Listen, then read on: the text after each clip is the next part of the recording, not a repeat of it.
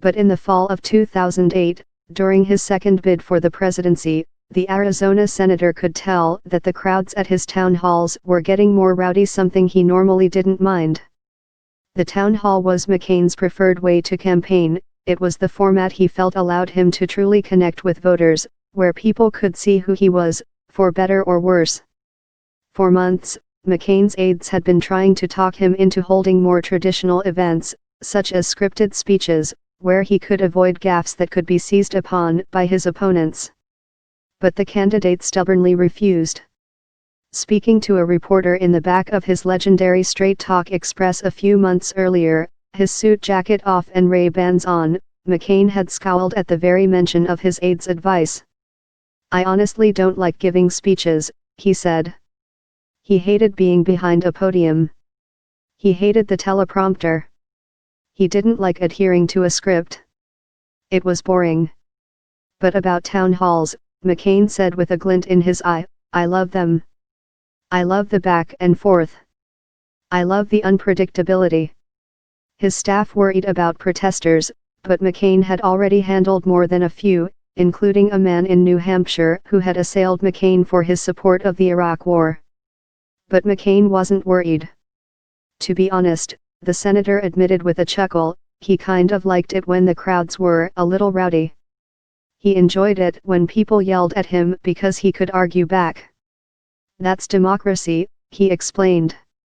At a town hall in Ohio that September, just days after he had officially claimed the GOP nomination, McCain was on stage speaking about Obama when someone in the crowd yelled, referring to the Democratic nominee, "terrorist." A few weeks later, while McCain was campaigning with his running mate, then Alaska Governor Sarah Palin, in Pennsylvania, rally-goers greeted mentions of Obama with calls of treason, and "off with his head." Afterwards, the senator finally heeded his staff's advice and barely spoke to reporters anymore, including his traveling press corps. The couch he had specifically requested to be installed near the front cabin of his campaign plane for his rolling news conferences sat behind privacy curtains that had been installed to hide the candidate from reporters. Though he agreed with aides who argued for a more controlled message, McCain looked miserable avoiding the media, whom he had once in jest referred to as "my base." And he refused to give up the spontaneity of his town halls. Down in the polls, McCain was in Minnesota looking for a lifeline among working-class voters in the upper Midwest, but what he found were anxious voters who turned their rage on him when he pushed back against attacks on Obama and defended his rival from what would now be described as fake news. As he tried to calm the audience, the crowd only seemed to get more riled up. "We want to fight, and I will fight," McCain said. "But I will be respectful. I admire Senator Obama and his accomplishments, and I will respect him." The audience erupted in loud cheers, including shouts of "liar." "Come on, John," a woman yelled. "I don't mean that has to reduce your ferocity," McCain said, trying to speak over loud boos from his supporters. "I just mean to say you have to be respectful." That town hall would ultimately become a defining moment for McCain, who was widely praised for standing up for Obama, a fellow senator and fierce rival whom he didn't personally like and ultimately never grew close to. "It was the right thing to do," McCain told his anguished staff afterwards, hearkening back to the code of civility he had tried to follow even if he himself didn't always execute it perfectly. In a new memoir, The Restless Wave, and in an HBO documentary released last spring, McCain recounted his 2 presidential runs and time in the Senate, recalling his leading role in fights about campaign finance reform, immigration, and foreign policy. He also uses what he readily acknowledges could be his final message to the nation to encourage Americans to rise above the political polarization that has divided the country to recover our sense that we are more alike than different. The Lakeville Town Hall gave public voice to a debate that had been raging behind the scenes at the time between McCain and some of his staff desperate to see him get tougher on Obama. It was a strategy already embraced by Palin, who had willingly and enthusiastically claimed her role as the campaign pit bull. Plucked from near obscurity in what McCain aides described as the political equivalent of a Hail Mary in hopes of turning the race around, Palin brought new energy and crowds to the GOP ticket, but also drama and concern that her fiery attacks and embrace of the resentment and fear many voters felt was diminishing McCain's brand as a straight talker who preferred the high road to the gutter. Days earlier, Palin had accused Obama of "palling around with terrorists," referring to Bill Ayers, the former Weather Underground radical who became friendly with Obama as a professor at the University of Chicago. She suggested that Obama didn't care about America the way you and I do. Unlike McCain, Palin did not correct supporters who regularly slurred the man they called Barack Hussein Obama, yelling out in response to her attacks that Obama was a terrorist and guilty of treason. At a Palin rally in Pennsylvania, someone reportedly yelled, "Kill him." Palin's tendency to dabble in conspiracy and play loosely with the facts would later set the stage for the arrival of Trump, who, like the governor, embraced and encouraged the increasing nativism and anti-establishment fervor within the GOP. Some Republicans argue that McCain, because he picked Palin, bears some responsibility for ushering in the Trump era, though those closest to him vigorously deny it. McCain, for his part, never spoke on the subject. While he praised Palin in his book and in the documentary, the senator also admitted that one of the biggest mistakes in his political career was that he didn't go with his gut and pick his close friend Joe Lieberman, then the senator from Connecticut, to join him on the ticket. McCain aides had argued that picking Lieberman, a Democrat who had switched his party affiliation to independent, would anger Republicans and doom his White House bid.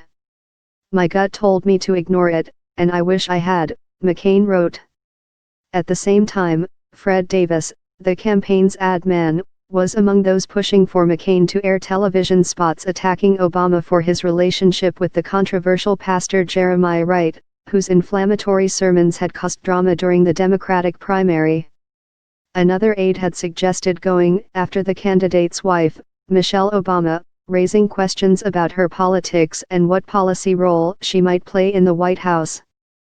But McCain flatly refused, telling aides it would stir up racial sentiments he didn't want to bring up in the campaign. A century ago, President Theodore Roosevelt's invitation of Booker T. Washington to visit to dine at the White House was taken as an outrage in many quarters. "America today is a world away from the cruel and prideful bigotry of that time," McCain said. "There is no better evidence of this than the election of an African American to the presidency of the United States. Let there be no reason now for any American to fail to cherish their citizenship in this, the greatest nation on earth. Whatever our differences, we are fellow Americans," he added.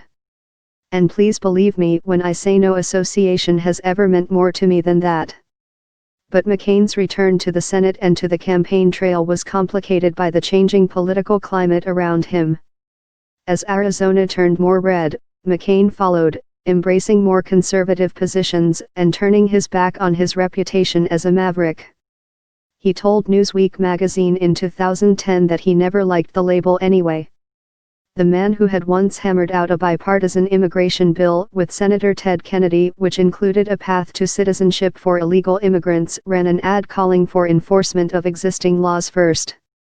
He argued for the construction of a fence along U.S. border with Mexico, even though he had once called the method the least effective way of curbing illegal immigration.